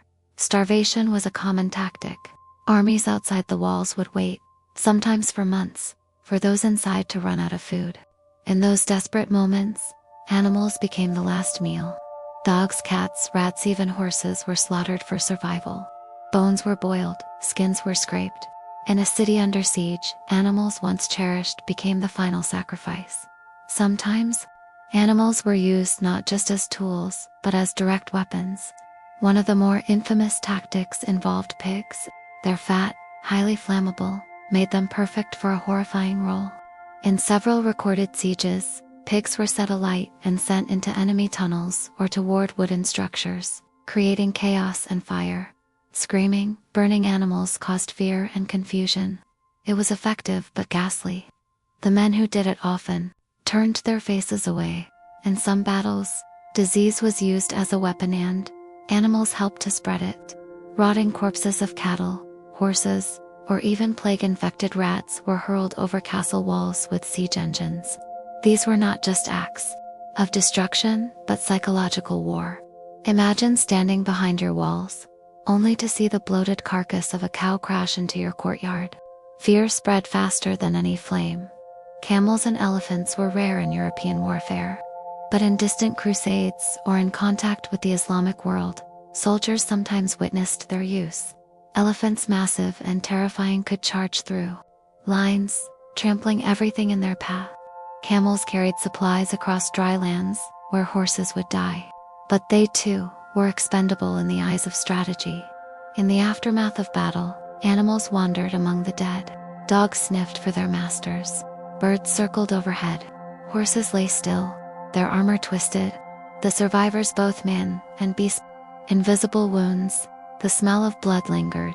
The silence returned. And yet, the cycle repeated. War returned, again and again. New animals were bred, trained, prepared. They had no choice. They did not understand the causes, the banners, the rival kings they served. They died. Their loyalty was unquestioning, their suffering immense. Even in victory, the toll on animals was great. In triumphal processions, horses bore heavily crowned warriors through cheering crowds. But behind the curtain, those same horses limped, scarred and weary. In the quiet corners of camp, dogs lay with broken legs. Oxen were too tired to rise. The price of war was paid not only in human blood, but in the silent lives of beasts. In the next part, we will leave the battlefield behind and turn to the world of vermin and infestation, where lice, fleas, and rats crept silently into beds, sacks, and bodies, spreading misery wherever they went. But for now, the horns of battle have faded. The camp is still. The horses breathe softly. The fire burns low. Let your thoughts drift from the clash of iron and into silence, into peace. There were no screens on windows in the Middle Ages, no pesticides, no tightly sealed jars or bottles. Walls were made of stone, wood, or wattle, and daub-cracked, dry, and full of holes. Roofs leaked, floors were packed earth or simple planks. In such homes, and even in castles, creatures moved freely, tiny, silent, and unwelcome. They were not feared in the way wolves or bears were feared. They were too small for that.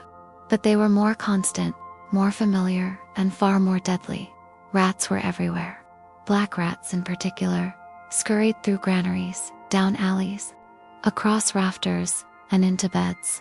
They were not just nuisances, they were survivors, clever, adaptable, and able to squeeze through the smallest space. They followed people wherever food was stored, wherever warmth could be found. They nested in straw, behind firewood, under floorboards. No one truly lived without them. People simply learned to live around them.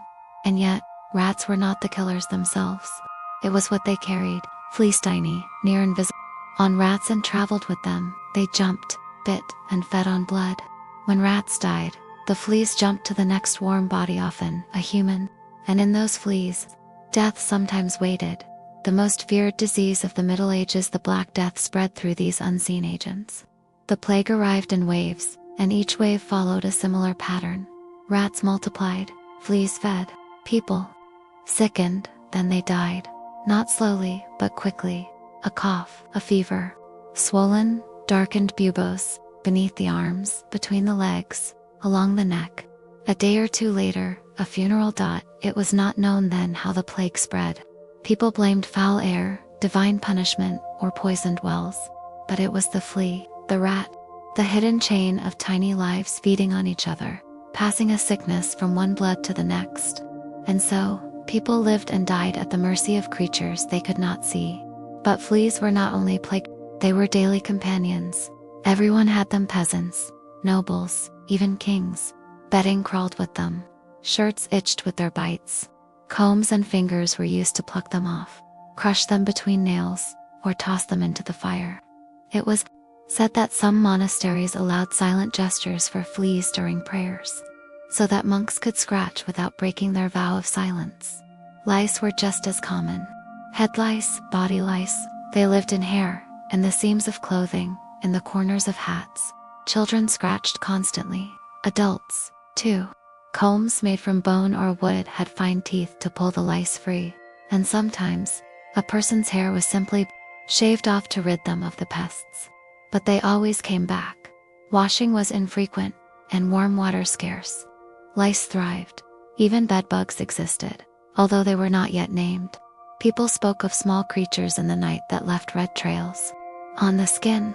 It was believed that a clean house and frequent sweeping could keep them at bay, but even the best households could not stay free forever. In inns and poor shelters, they flourished.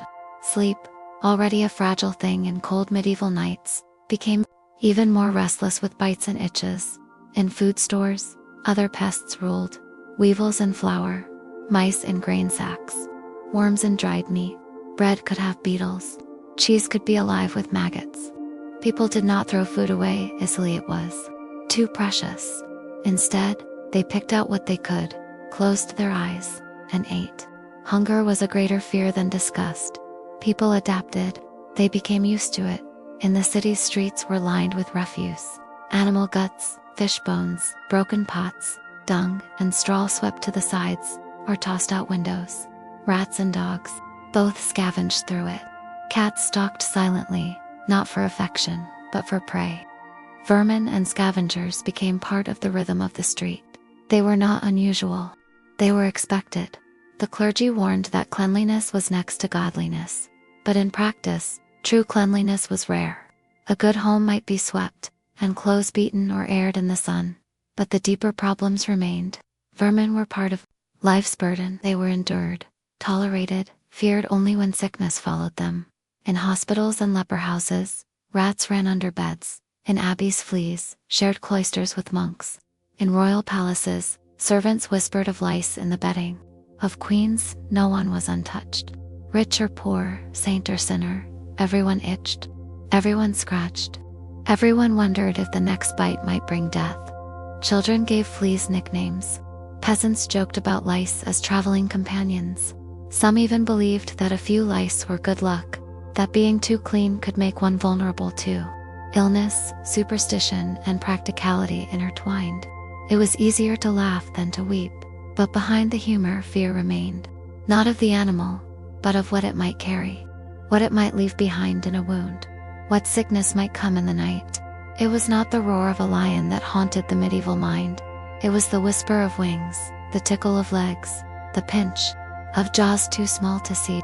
In the next part, we will shift away from disease and enter the world of animals used in medieval punishment and justice, where donkeys wore shame and pigs were tried for murder, where the human need for order met the animal world in strange and sometimes tragic ways. But for now, the house is quiet. The candles are low. Let the scurrying stop. Let the scratching fade. And may your sleep be still, gentle, and undisturbed. In a time before modern science, before forensics or psychology, medieval justice was rooted in a mix of tradition, belief, and deep symbolic meaning. People believed in divine judgment, in cosmic order, in sin and punishment. But justice did not stop with humans. Animals, too, could be blamed for wrongdoing, and when they were, they might be taken before a court, judged, and sentenced. This may sound strange to us now, but it was very real then. In towns across Europe, records survive of pigs, cows, dogs, horses, and even insects put on trial. They were given legal representation. Witnesses were called. The trials could be long and formal. These were not jokes. They were part of a legal system that saw animals as members of the community, capable, in some cases, of moral harm. The most famous cases often involved pigs. In many medieval villages, pigs were allowed to roam freely. They routed through refuse, wandered streets, even entered homes. They were useful, but they could also be dangerous. There are records of pigs attacking children, biting, trampling, and in rare cases, killing. When this happened, the response was not always simple slaughter. In some places, the pig was arrested. Yes, arrested. The pig might be taken to jail, chained, even dressed in a rough version of clothing, as if to show its place in the human world. A judge would be appointed, a prosecutor, sometimes even a defense lawyer. Witnesses would speak about what the pig had done. The court would determine guilt, and often, The sentence was death by hanging, burning, or execution by sword. Why go through all this formality? Because it was believed that justice had to be done publicly, visibly. If a child had died, a community needed to see the punishment, to restore order, to feel that evil, no matter how small or strange, had been answered. Sometimes the trials were even stranger. In France, a pig was once executed for killing a baby, and the sow's piglets, who had bitten at the body afterward, were spared, because they were seen as acting out of instinct, not intent. This shows the medieval mind wrestling with questions of responsibility and will, not only in humans but in beasts. There were also trials of insects and vermin. In one case, locusts were brought to court, tried in absentia, and excommunicated officials, cast out by the church. In another, a group of rats that had infested a village were summoned to appear. When they failed to do so, their legal advocate explained to the court that they could not be expected to travel safely because of the danger posed by cats and dogs along the way. It sounds absurd, but these trials were rooted in real fear. Crops destroyed by worms meant starvation. A child killed by an animal meant grief. And without science or explanation, people turned to what they knew: law, religion, ritual. In trying animals, they made sense of the senseless.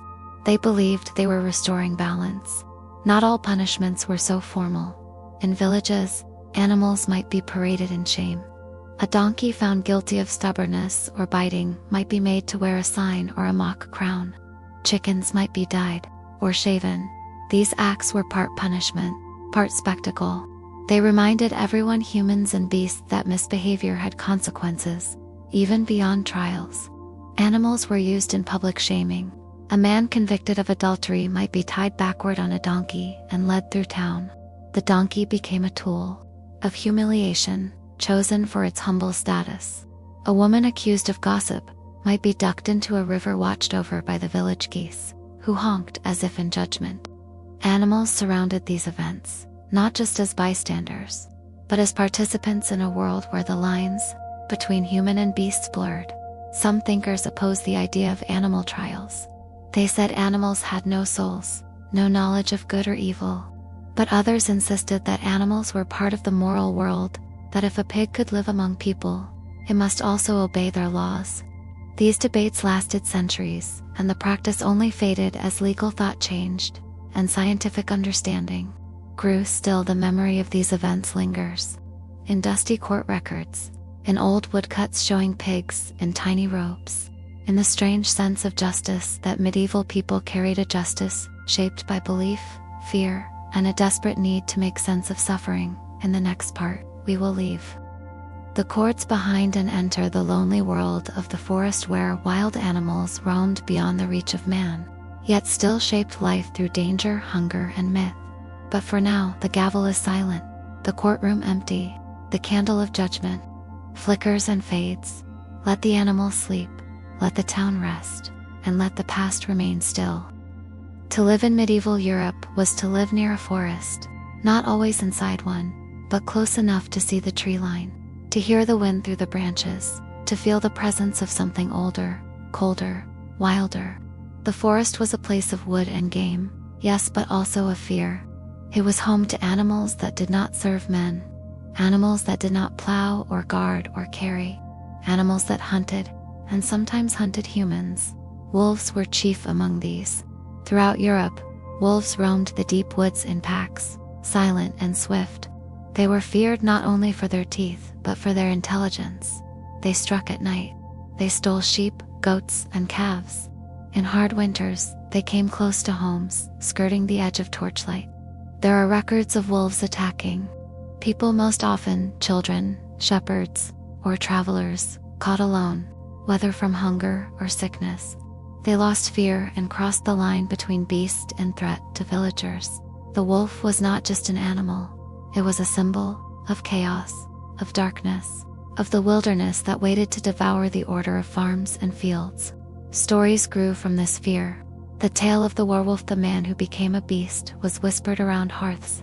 It was not merely fantasy, it was a reflection of the uneasy peace between civilization and the wild. Bears, too, lived in the forests. In the early medieval centuries, brown bears were common across the continent. They were not often seen, but when they were, it was unforgettable. A bear could destroy a flock, overturn a beehive, even kill a hunter with one blow. Their strength was unmatched. They were both respected and hunted. Their meat was eaten, their fur prized, their claws turned into charms. But they were not tame. And in stories, they were often kings of the forests. Low-wise, dangerous lynxes, though rarer, prowled silently. More often heard than seen, they moved like shadows. Foxes, more common, were nuisances, quick, clever, and always nearby. They stole chickens, slipped through fences, and were blamed for anything that vanished in the night. Yet they also held a place in folklore as tricksters, clever survivors in a world of rules. Wild boars were among the most dangerous of all. Muscular, fast, and armed with sharp tusks, a boar could maim or kill even an armed man. Hunting one was a test of bravery. Many nobles prided themselves on boar hunts, riding with spears and dogs, surrounded by servants. But even they feared the beast's charge. A wounded boar was more dangerous than a healthy one, furious, blind with pain, and unrelenting. The deeper into the woods one went, the more animal signs appeared: tracks, scat, broken branches, paw prints, and mud. Hunters read these signs like writing. For ordinary people, though such signs meant danger, it meant turning back. The woods were full of paths, yes, but also of things that watched from the underbrush. Children were warned about the forest, not just because of wolves or bears, but because of what it represented. Getting lost meant death. Trees swallowed landmarks. Sound echoed strangely. Hunger came quickly, and the beasts, real and imagined, waited. In lullabies and warnings, the forest became a place of dread, a space where death wore the shape of animals. Yet, for all the fear, people still ventured in. Woodcutters, hunters, foragers. Some built homes on the edges, trying to tame a little corner. Monasteries, too, were sometimes placed in wooded places, seeking solitude but finding danger. Many habits wrote of lost sheep, of wolves among graves, of bears in the orchard. Prayers were said not just for souls, but for safety from beasts. In hard years, especially during famines, animals ventured closer to human settlements. Wolves descended in packs, boars rooted in gardens, bears raided storehouses. The balance shifted. It was no longer man watching beast, but beasts watching man. Doors were barred, children were kept inside, and the woods seemed to grow darker, more alive. Legends also grew in those moments. Black dogs with glowing eyes, giant owls that whispered names, ghostly deer that vanished into trees. Some of these were fear given form. Others were exaggerations of real animals, misunderstood in the flickering torchlight. But all of them served to remind people of one thing: the forest was not home. It was not safe. Over time, as forests shrank and human settlements expanded, the great beasts became rarer. Wolves were hunted to near extinction in many places. Bears disappeared. But in the Middle Ages they were very real, very present. Their howls, their tracks, their hunger, all part of the daily calculation of survival. In the next part, we will look not at animals that killed with teeth or claws, but with poison: snakes, insects, and venomous creatures that brought quiet death with a single bite or sting. Their bodies small, but their danger great. But for now, the fire outside the cottage is low. The forest edge is still. The last howl has faded. The moon is high. Let your breath slow. Let your thoughts drift from the trees. Let sleep wrap you, soft and warm, far from the beasts that once watched from the woods. The medieval world was full of creatures that could bite or sting. Most were not deadly. A bee sting would swell. A wasp might cause pain and perhaps illness.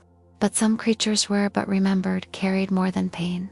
They carried death, or what people believed to be death, wrapped in mystery. In the warm southern parts of Europe, scorpions crept under stones and into dark corners. They were feared not for their size, but for their tail, a curved barbed spine that could inject venom. People told stories of scorpion stings that caused burning, fever, and delirium. In truth, most scorpions were not deadly to adults, but the fear was deep, old, and passed down from traveler to traveler. Some pilgrims carried small charms to ward them off, or powders said to counteract their poison. Snakes, Two slithered through the underbrush, their presence more often heard than seen. In northern regions, the adder was known as shy, secretive, snake with a bite that could bring swelling and sickness. In the south, other vipers lurked among rocks and roots.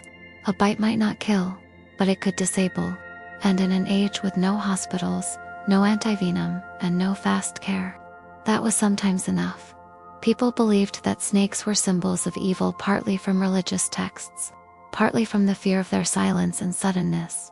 A snake bite was not just an injury, it was a punishment.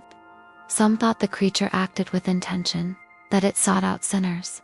Others believed snakes were agents of the devil, slinking into homes as messengers of fate. The fear was more than superstition.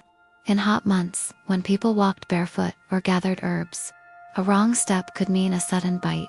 The pain, the swelling, the fever that followed it came quickly. Remedies were few: wine, crushed herbs, leeches, incantations. Some were real attempts at healing, others were rituals cloaked as medicine.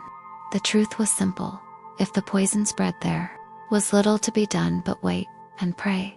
Insects brought their own kind of venom. Bees, wasps, hornets, all could sting. For most, it was brief pain, but for some, an unseen allergy made it worse. Swelling, choking, collapsing. Medieval people had no word for anaphylaxis, no understanding of immune response. They only saw sudden death, unexplained. A healthy man stung, then dead by sunset. To them, it was a sign, an omen, a curse. Spiders too were feared. The tarantula of southern Italy gained special fame. Its bite, people believed, caused a strange melancholy, wild movements. The cure: dance. In a ritual known as the tarantella, victims would dance furiously, wildly, for hours, believing the motion would drive out the poison. Whether or not the bite was truly harmful, the belief shaped behavior. Entire towns might join the dance, turning fear into rhythm, suffering into shared ritual.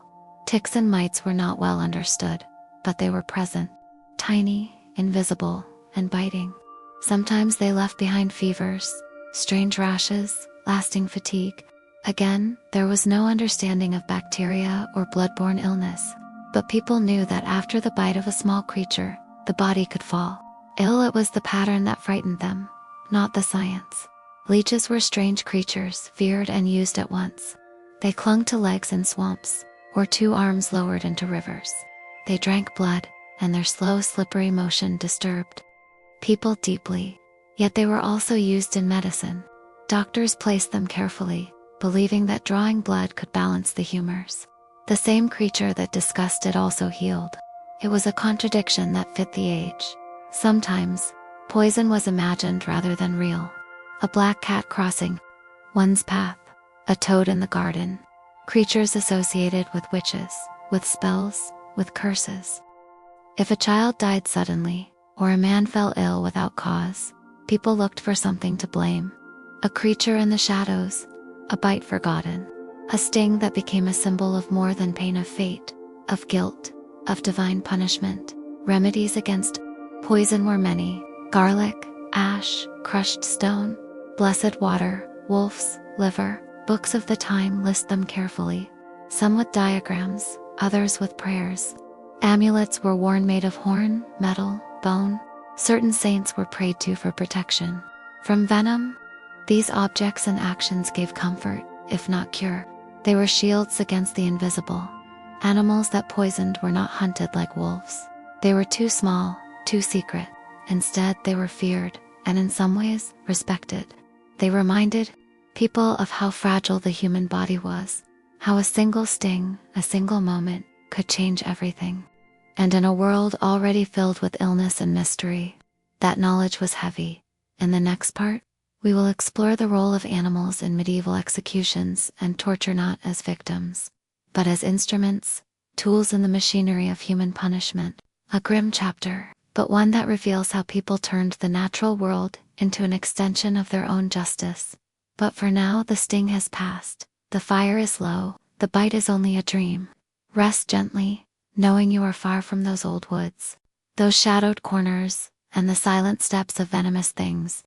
In the early centuries of the medieval period, Justice was often harsh, public, and physical. People gathered to watch sentences carried out.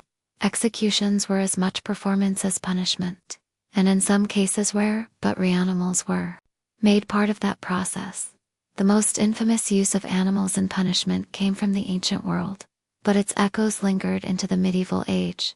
In late Roman times, there were executions known as damnatio, ad bestias, condemnation to the beasts, where criminals were thrown into arenas with lions, leopards, or bears. By the early Middle Ages, these arenas had mostly vanished in Europe, but the idea survived in imagination and rumor, and in distant corners of the Christian Empire, where the old forms lingered in medieval Europe. Executions were usually carried out by hanging, beheading, or burning. But sometimes, in exceptional cases, animals were used to inflict pain or death. These acts were often designed to shock, to send a message that crossed words and boundaries. In certain records from France and the Holy Roman Empire, there are mentions of pigs being used to devour the remains of executed traitors, or even in rare legends, used to dismember the living, though these tales walk the line between record and myth. Bears, too, were sometimes kept in captivity and used for punishment. In the courts of some Germanic nobles, a bear might be released into a pen with a condemned man as part of a grisly judgment. These events were not regular law, they were spectacles. Public demonstrations of a lord's power, wrapped in the language of justice. The bear, in these moments, was not the enemy of the people, but their instrument. In other parts of Europe, it was more common to use trained dogs in brutal ways.